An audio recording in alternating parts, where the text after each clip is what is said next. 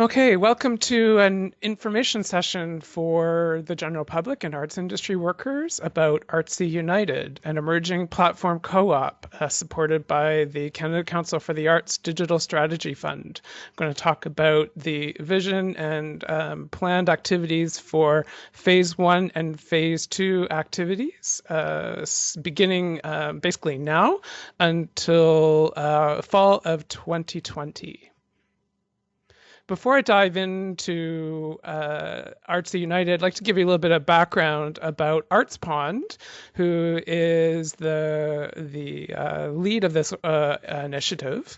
Arts Pond was a grassroots initiative in 2014 that I created in response to Jane Marsland's work on charitable venture organizations and shared platforms supported by the Mecca Foundation.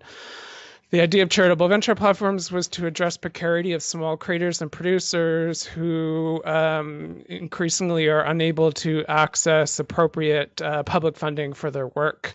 And the idea of a charitable venture platform was to increase and democratize access to private sector funding for small creators and producers by offering a charitable platform that they could operate under. We submitted a charity status application in 2015, which was resoundingly denied for three major reasons, and which had to do with the challenges about illustrating high artistic quality, high public impact, and high direction and high quality of direction control of all the activities undertaken by the supporter projects.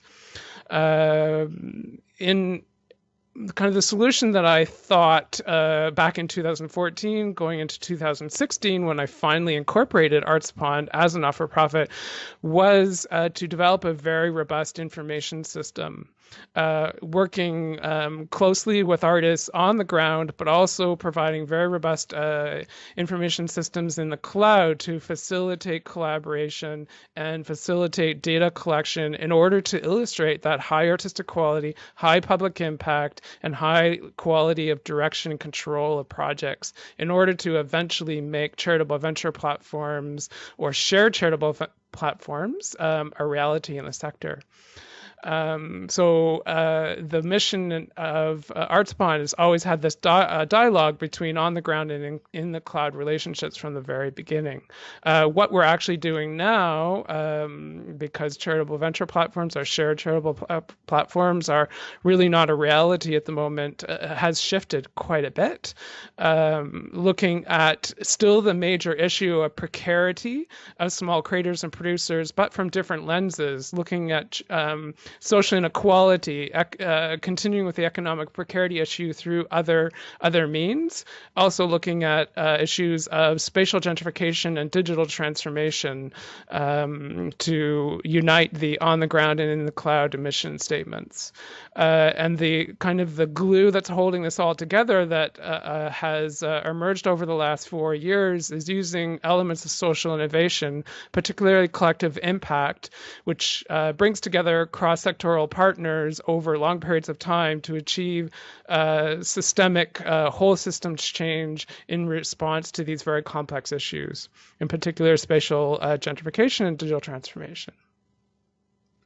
We have two major projects currently. Ground Story, or Histoire de Terrain, is a collective impact efforts supported by the Ontario Trillium Foundation and Canada Council for the Arts, looking at uprooting spatial gentrification effects in the Greater Toronto Hamilton area, with also research on the wider Ontario marketplace. Looking to see what would it take to have 75% of arts and culture workers feel satisfied with their shelter, their studio spaces, and their spaces of public engagement by some date in the near future, say around 2030. So we're doing a lot of applied research and community engagement to look at that research question and what would it take to get there. Digital ASO is our other major project. It kind of has many different initiatives that are being folded up into that overall brand. We first started with our first public activity in the sector was the Managing Creativity in a Digital World survey, which was a digital needs survey looking at the needs for new digital tools among small creators and producers as a follow-up to the Arts in a Digital World survey that Canada Council did that helped launch the Digital Strategy Fund.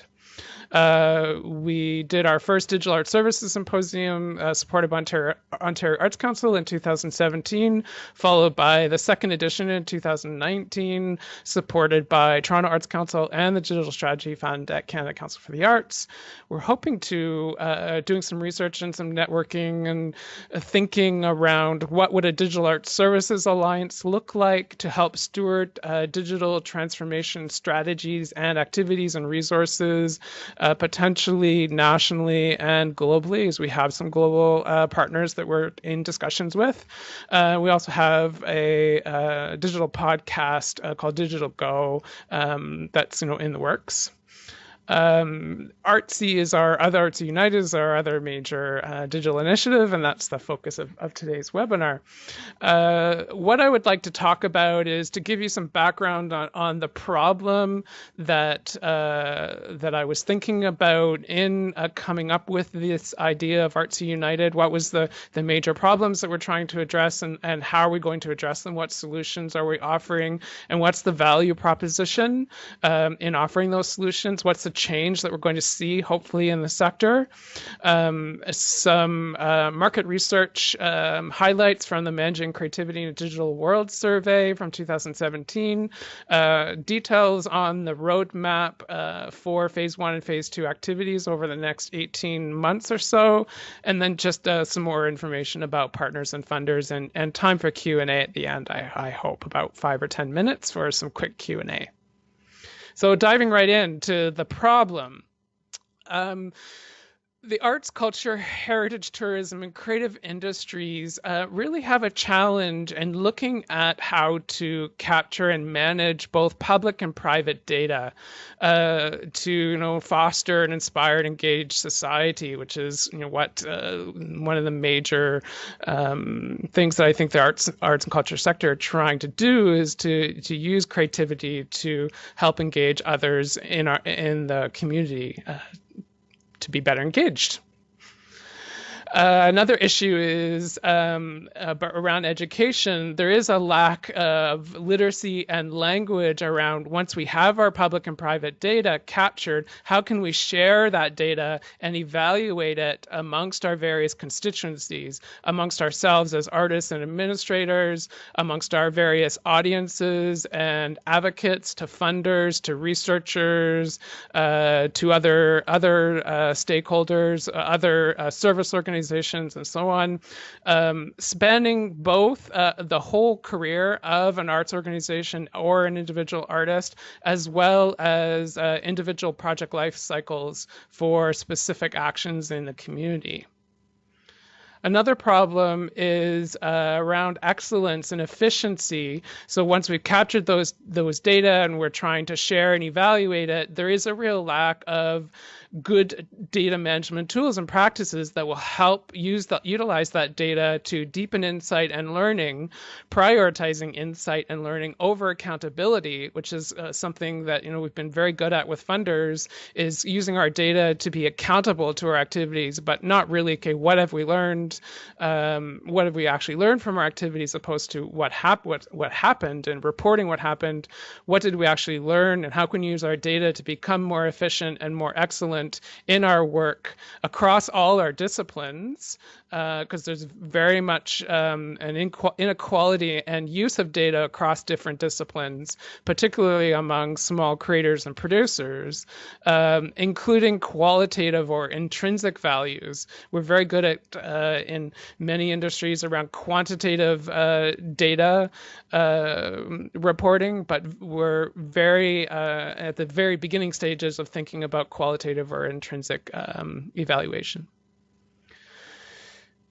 thinking about the small creator producer milieu, they, with the lack of access to appropriate public funding, there is increasingly a need for small creators and producers to be very entrepreneurial in their, not only in their activities, but in their assessment and evaluation of their activities and the capturing of their data, because their data, their content, their information is spread across many platforms because they don't have their own information structures. There's issues now emerging around ownership and discoverability of their content and their data, and increasingly dimensionality, that the complexity of the data that they're being asked to capture is across many forefronts as artists are increasingly working across multiple disciplines. They're not just a dance artist, they're a dance artist and they're a visual artist, or they are a creative writer and an actor.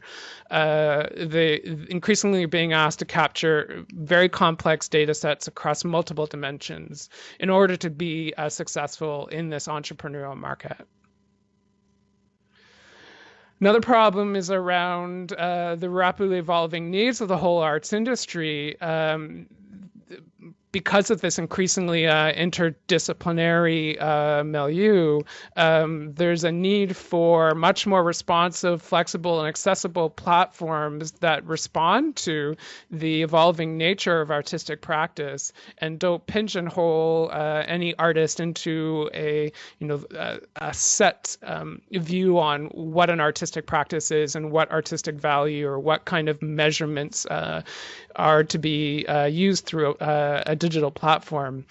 We need to have a platform that responds throughout an entire project life cycle as it evolves from one stage to another, as well as for an artist or an arts organization's entire kind of life cycle career.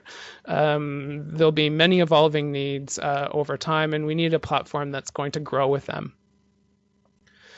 So the responding to those problems, the solution for Artse United is envisioned as an enterprise-level web cloud arts resource planning or enterprise resource planning platform co-op, prioritizing the needs of small creators and producers. It will be open source as much as possible, and the data with permission of each user will be shared in open data sets using the linked semantic web structures, which is a new technology that promotes discoverability, using the standard platforms for OS, iOS, Windows, and Android platforms. The long-term vision is 6 major modules over 6 phases of approximately 9 to 12 months as the initial prototyping, looking at project as a full enterprise or arts resource planning platform, offering project management, financial management, constituency relationship management or CRM, digital asset management, team collaboration management, and business intelligence analytics, including visualization and benchmarking of both quantitative and qualitative insights. For phase 1 and 2, the focus is going to be developing critical project and financial data management tools in order to help users illustrate insight and to offer a kind of a core administrative structure to allow these other modules to be developed either by ourselves or by other kind of organizations and efforts in the community in the long term in subsequent stages. There are some barriers for phase 1 and 2, looking at trying to illustrate insight amongst the small creator producer sector, is there's a real lack of literacy, and not only why is it useful to think about having an impact practice, evaluating your artistic and administrative practices. There's real literacy in the why is that important, and then once you have a realization that there's value in that, how to actually go about that for specific projects and over the course of a lifelong career. There's also barriers around using data and managing that data over over longer periods of time, and around ownership of that data and discoverability of that data, and sharing that data in different platforms. There's real barriers around literacy of those issues and how to go about that. We're going to have to address some of those. In addition to developing the actual platform, we're going to have to address some of those issues throughout the initiative in these phase 1 and 2. These are some graphics of some thinking that's gone into what some of the initiative tools might look like. On the left-hand side, thinking about the performing arts sector is, in terms of data, thinking about an entire life cycle of a single project. When you're getting into project management and financial management, you need to be able to capture critical information about these different life cycle stages, from planning and pre-creation or the initiation stage of a project through incubation, including creation, pre-production, and then the premiere of the productions, various presentations, and so on. And then remounting those and offering a kind of special events for fundraising and so on as it matures into a kind of established part of your repertoire, getting into touring and remounts.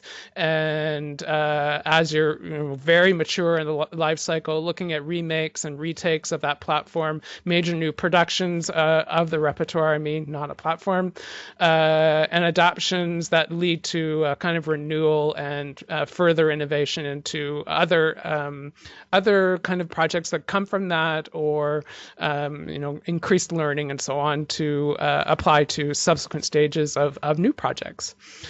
So we're trying to think about for the visual arts, for the performing arts, and for the disability arts, which I'll get to in a little bit. Those are the three major discipline areas that we're going to be looking at in phase 1 and 2.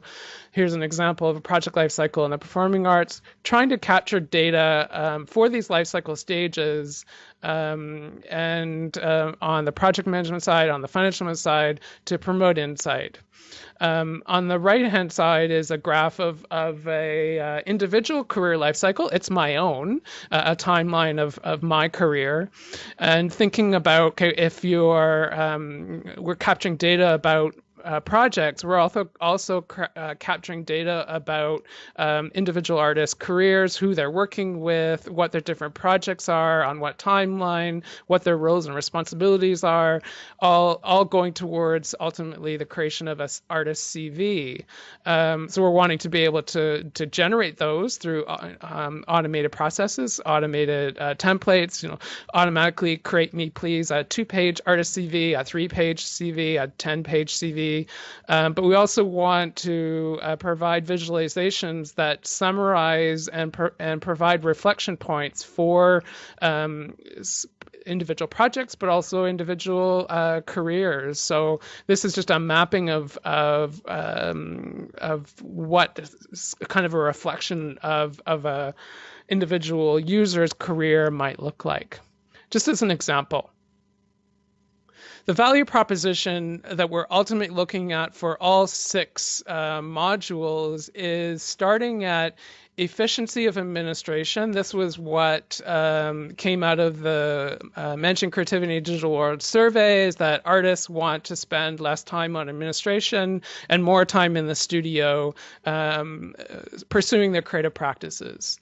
So that's the offering kind of core project management tools will help facilitate that with improved internal awareness of their core artistic vision and potential, and hence kind of external marketing communications of their artistic vitality to their audiences as a result of spending less time on administration and more time in the studio.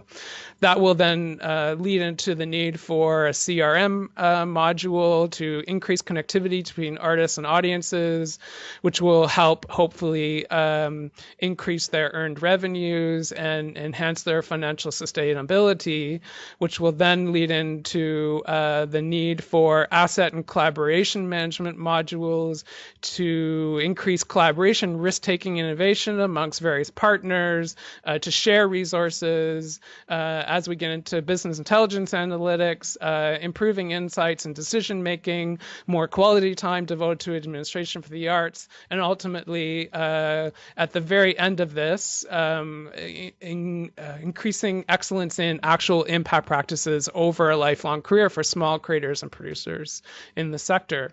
So the solution that we're developing at, you may notice, we're starting at opposite ends here. We're starting at efficiency administration with project management and ending at the opposite end with business intelligence analytics. And over time, we're going to kind of move into the center of this value proposition cycle, if we were.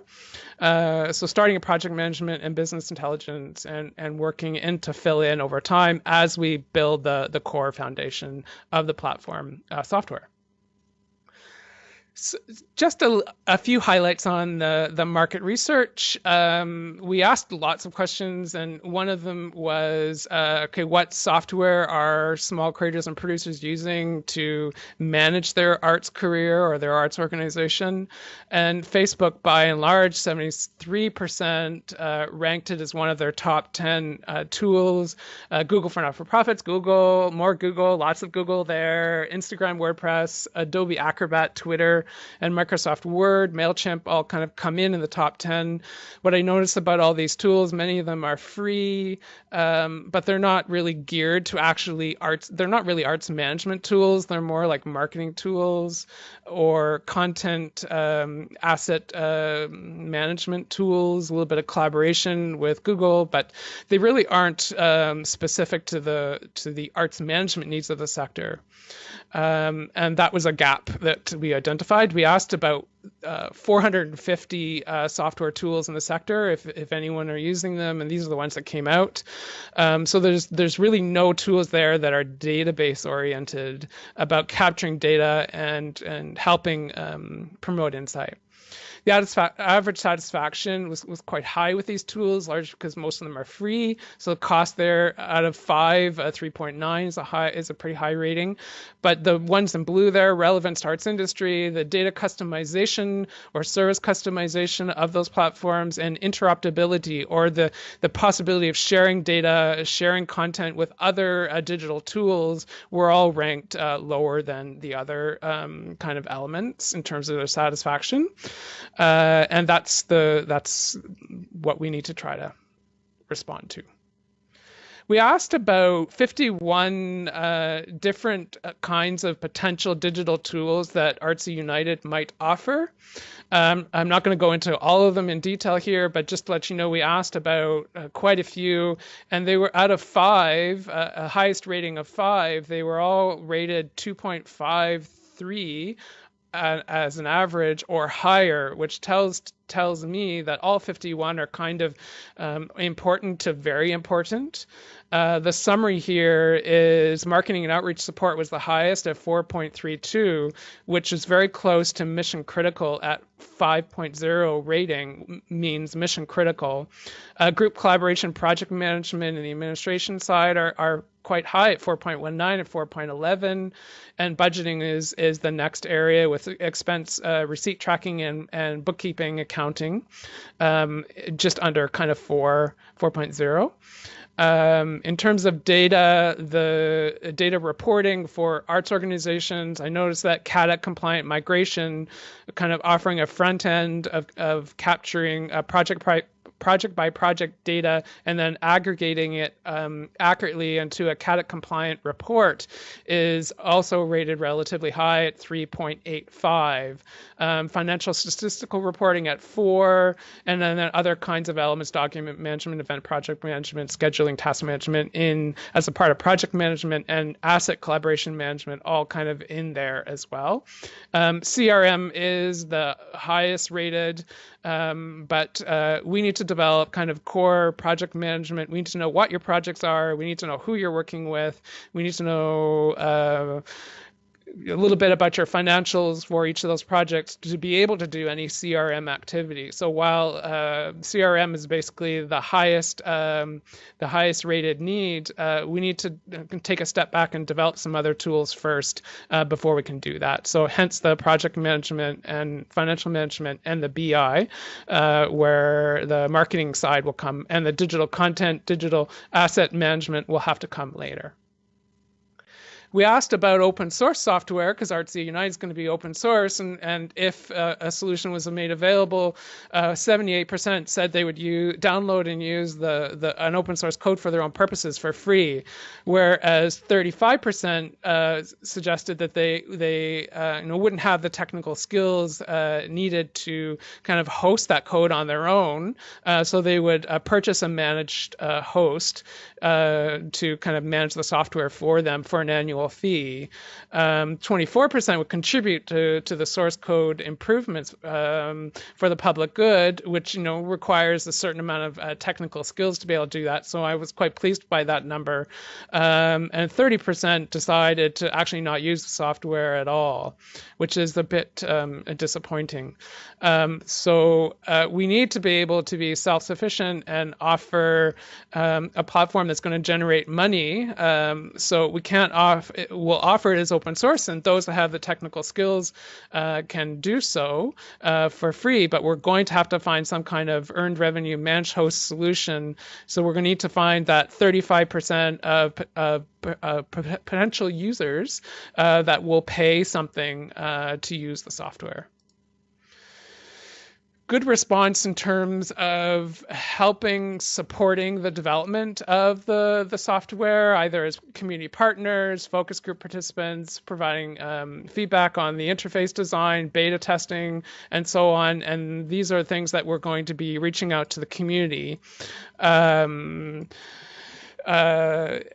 And I'll talk a bit, I think I'll have some time to talk about that a little bit later in this webinar, but it's going to be likely something we'll come into a little bit later in the project throughout the summer.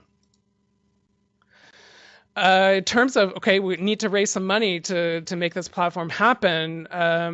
We're hoping that once we have a fairly robust system available, that we'll be able to offer it somewhere between $2.50 a month to $6 a month for the least affordable individuals or the lowest income individuals, up to $138 for organizations per month. So these are the per monthly fees for various operating size budgets for organizations and for individuals, needing to have 2,500 users and about $1 million of annual income to be a minimum viable platform with no public funding beyond the software development. 64% of that money would be allocated towards all the IT fees for the infrastructure. 31% would be for the staff administration and general administration operating expenses, and 5% for marketing to help us get to that 2,500 users. The roadmap for those 6 phases, again, just as a quick high level, is the project financial management and BI, as I mentioned, for phase 1 and 2, with the main goal of promoting literacy and efficiency and advocacy, administration impact practices in the performing, visual, and disability arts.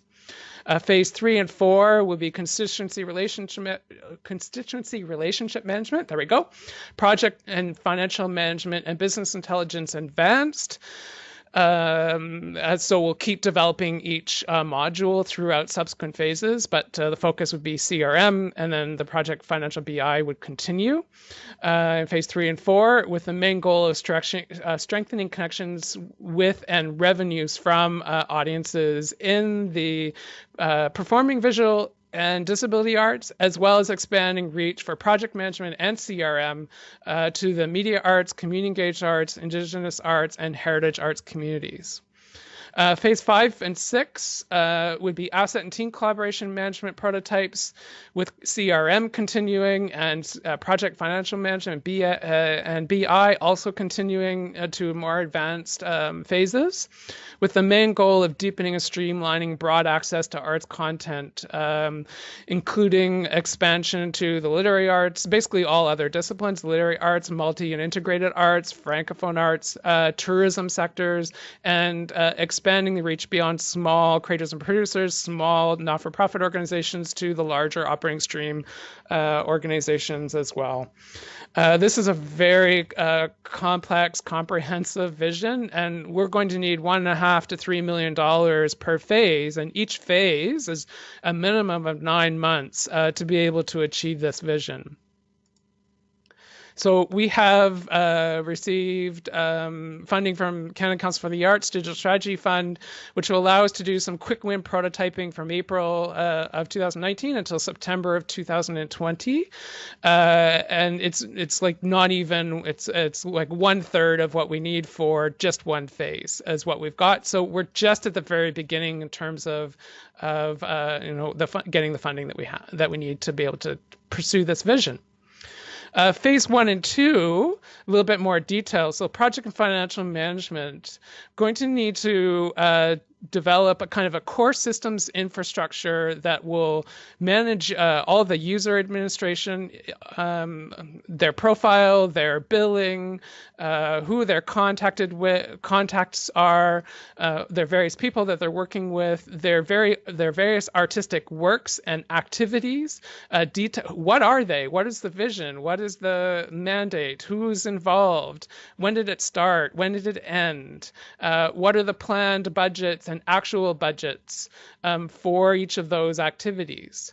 In terms of business intelligence, we're going to be looking at kind of trying to offer increased support around better accuracy of capturing data and insight, greater completeness in the sector, because the Canadian Arts Database, for example, is capturing good quantitative data of operating stream organizations, but we don't really have anything for small creators and producers. So we're trying to help provide better business intelligence, completeness, a better view of the whole sector, including the small creator producer industry, by offering the Artse United tools.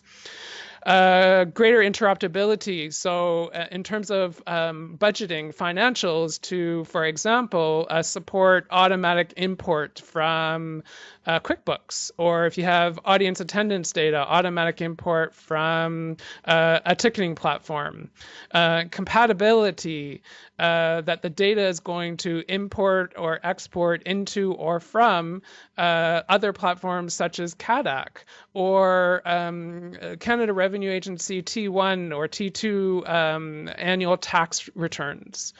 Automation to provide machine learning and artificial intelligence tools that are going to support as much automation of import, export, and analysis of the data as possible. Insight versus accountability, I've kind of talked about already. Customization, so that we'll offer in the first phase or two, say, for example, 10 core data types that all users can report. And then each user will have, say, a maximum of 10 custom data types, quantitative and qualitative, that they can capture and monitor on their own over time. So there'll be some built-in options for customization in terms of the kinds of data that the platform will support. Visualization and benchmarking are the two major elements in terms of business intelligence we want to offer. So visualization of financials, visualization of activity arcs, those two graphs that I showed you, with kind of drill down, by clicking on them, you can drill down in and get more details. The benchmarking, this is where the open data comes in. So if you opt in and kind of give permission to have your data shared into open data sets that are anonymized, you'll be able to then compare and benchmark your data to other users in the industry. I've talked about quantitative in terms of the business intelligence. Qualitative, we're not going to be able to offer a robust qualitative platform in phase 1 and 2 We're looking for more funding and more research to be able to activate that. But in phase 1 and 2, we want to develop an experimental app that I'm kind of calling an artistic practice health monitor app, which is like visualization of 5 or 10 qualitative and quantitative applications, just like a Fitbit app kind of monitors your health activity exercising. We want to develop a little tool that can help monitor how you're feeling about your artistic practice, how much you're working for your different projects, how are you feeling about your projects, for some quantitative and qualitative insights. And as open link data, so using the modern standards for the semantic web, linked semantic web, so that if you have your platform data shared, or if you have your data shared in the platform and you opt in to have it accessible to the public, you can have a profile page that is easily discoverable, that summarizes your major projects, is clickable in terms of getting more information, so that you can kind of have a profile page of your activities and your impacts that you can share with various stakeholders and have that accessible to anyone. In terms of phase 1 and 2 activities, we have 4 simultaneous streams with all our partners to get us through to develop these prototypes. We need to address structural issues as a platform co-op. What are the major corporate structures, information agreements in terms of intellectual property? What are the major legal issues that we need to address to be able to have Artse United be a sustainable platform long term, and be very clear about ownership of the data that's in the platform? Technical issues to actually develop the platform, the back end and the front end of the software. Public engagement is going to be very important in terms of getting support from the sector to make sure that what we're developing is responsive to their needs. And innovation is the final stream, looking at research, mostly to address these issues of, okay, what are qualitative impacts, and how are we going to capture those in data platforms like ours, as well as issues of domain ontologies for the art sector. That's a complicated issue if you're not familiar with it, but basically there's not a lot of good set metadata standards for complex arts data, particularly for small creators and producers. And we need to develop some good standards that other platforms can then share and utilize, so that our various platforms that we're developing in the sector can easily talk to one another. We need to do some research around developing a domain ontology that's comprehensive for qualitative and quantitative insights in the sector for the small creators and producers industries across all disciplines. In terms of the engagement piece, for the next, until the end of this year, basically, we have 4 streams that are going to be happening. From June to November, we're going to be asking for visual artists, performing artists, and disability artists to participate in small focus group sessions, basically asking the question, what is your pain? Where is your pain?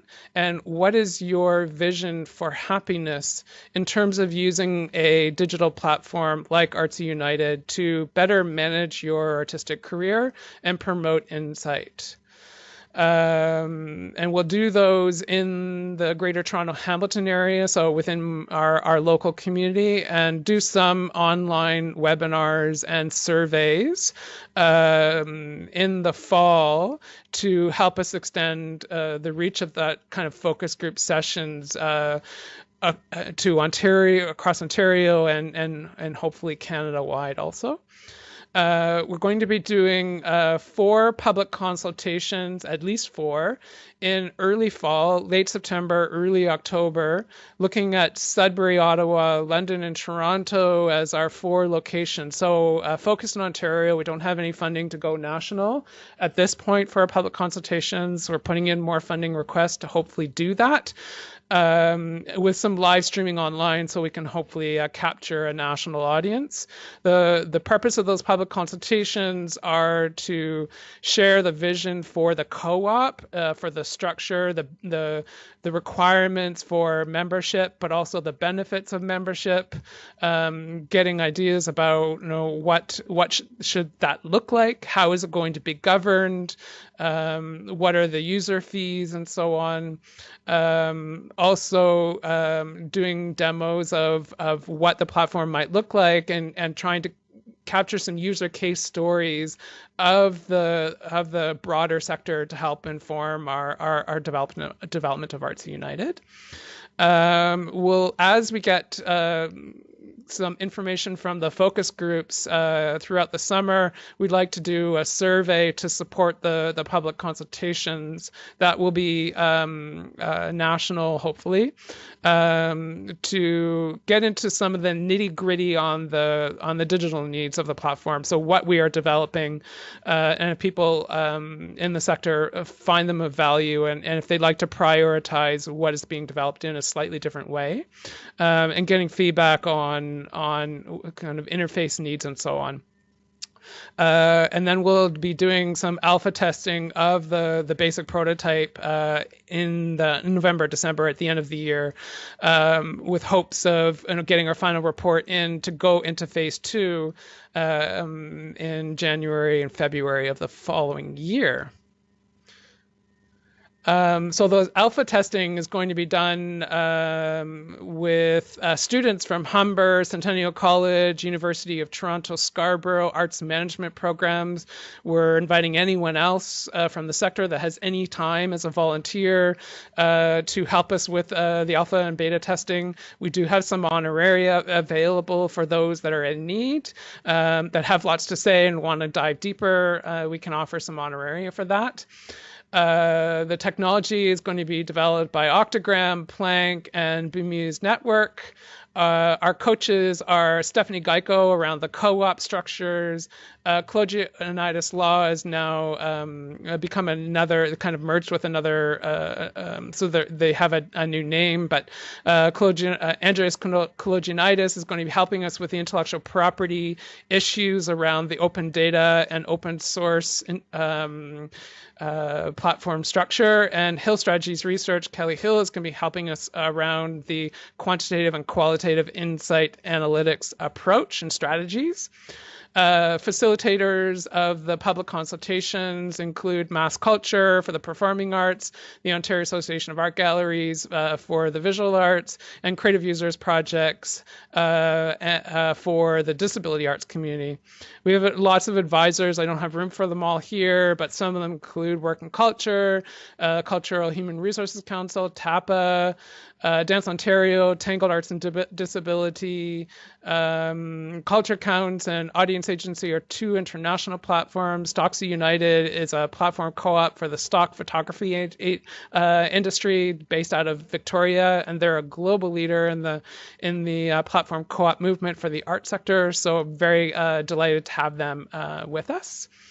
We have Canada Council funding and Government of Canada funding for some summer students.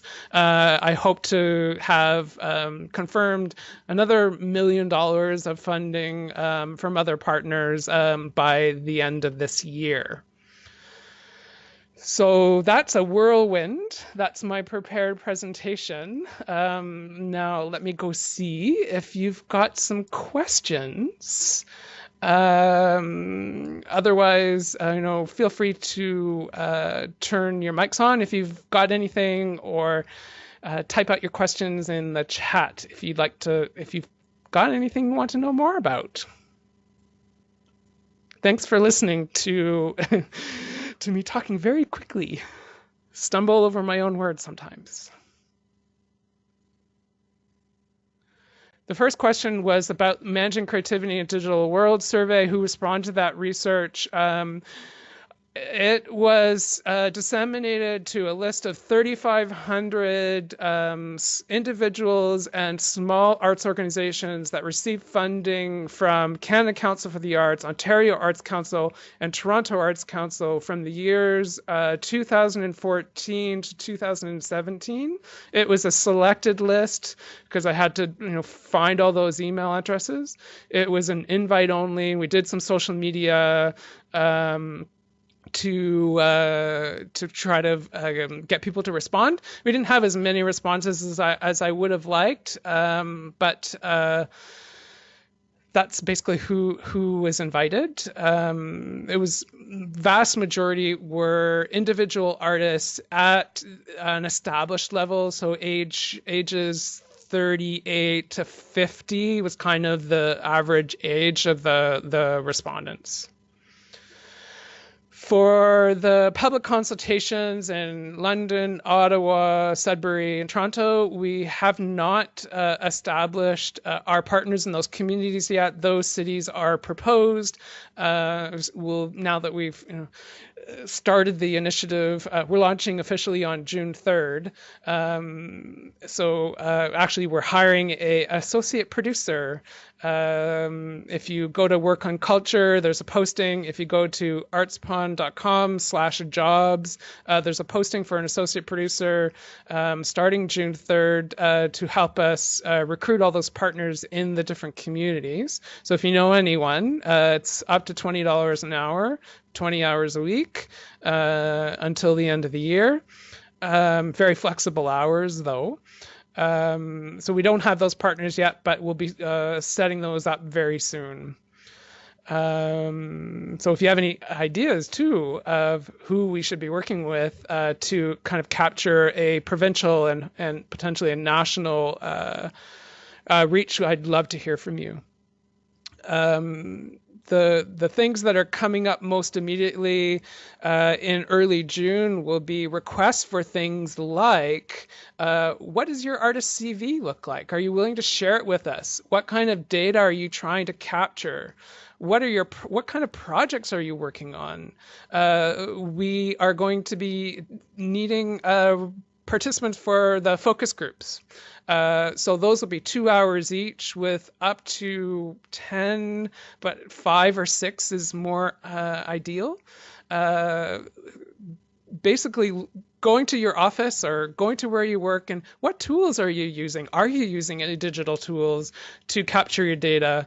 Are you using Eventbrite for ticketing? Are you using Facebook for audience, capturing your, kind of managing who your audiences are? Like where is all your data, and where's the major pain points in capturing them and kind of aggregating them across different project life cycles? So those will be announcements for those focus group sessions will be going out in early June. So if you know anyone that might be interested in that, we have honoraria for those, definitely. If you know anyone that might be interested in the visual, disability, or performing arts, I'd love to hear recommendations.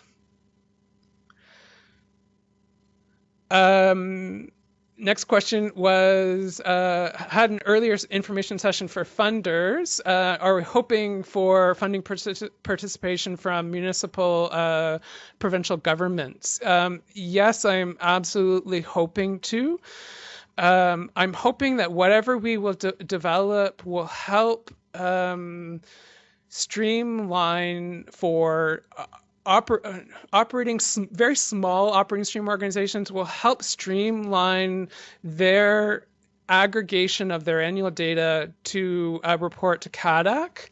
And so we had this information session for funders because we're hoping that what we are developing is going to be complementary to CADAC, as well as for CADAC users, for the smaller CADAC users that don't have information systems, while also kind of offering a whole new data set that isn't currently being captured.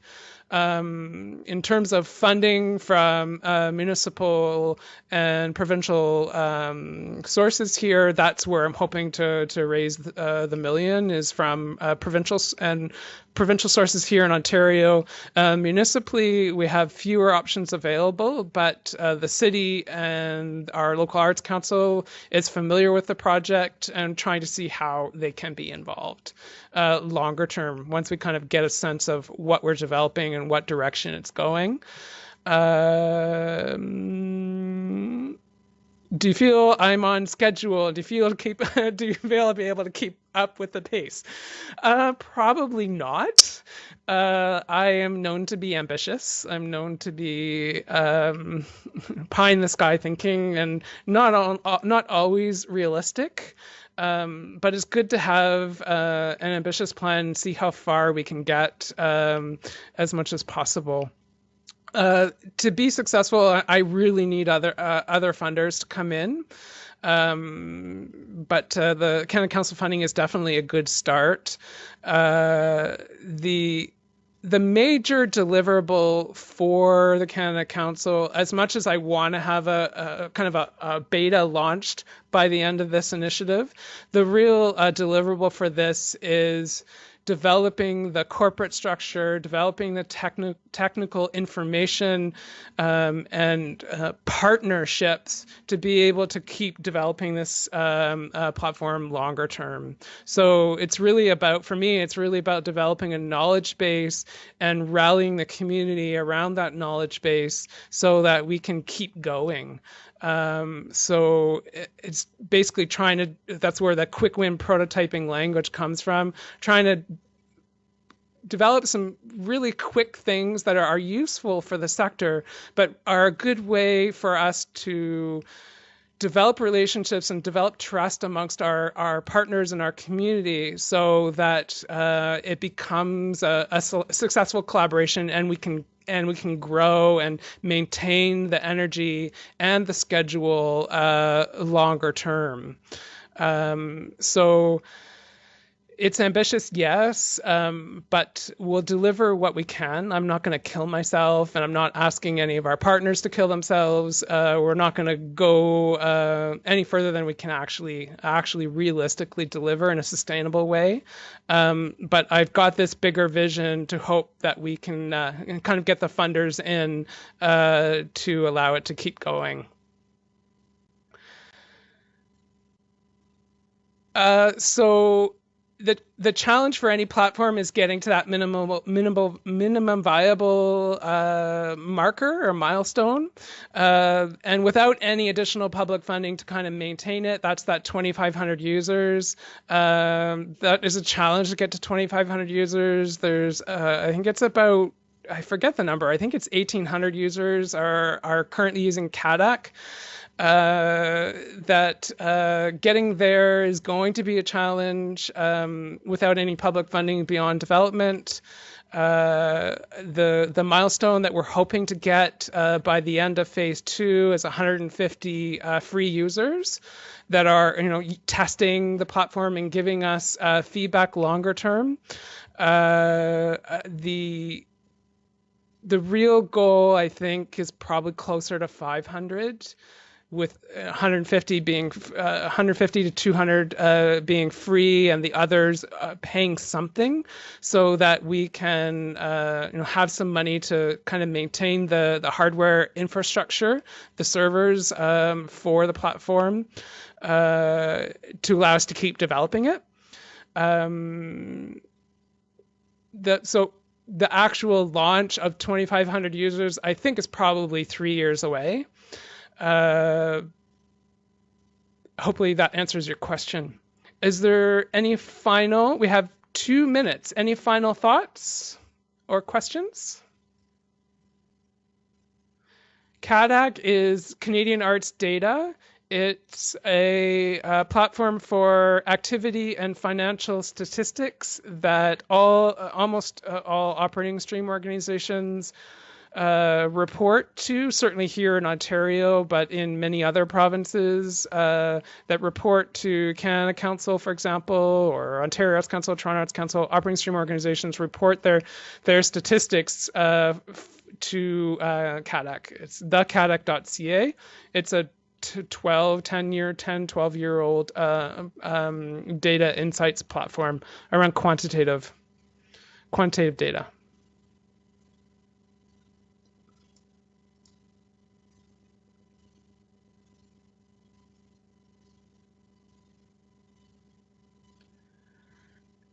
Thanks, Eva. I first proposed, it was called Element E, was the first name. I proposed this platform almost 3 years ago now. So it's been a long, so you've been following your own frustrations for 15 years, and I've been trying to launch this thing for at least 3 years. And I had the first idea for this in 2005. So I've been thinking about this for a really long time, and yeah, keep the faith. Let's all see where we can go into the future with this initiative and many others that the phase 2 or the second intake of the Digital Strategy Fund is supporting. I've heard some really exciting projects are being launched through the second stage, so I'm delighted that Arts Pond is able to be a part of that.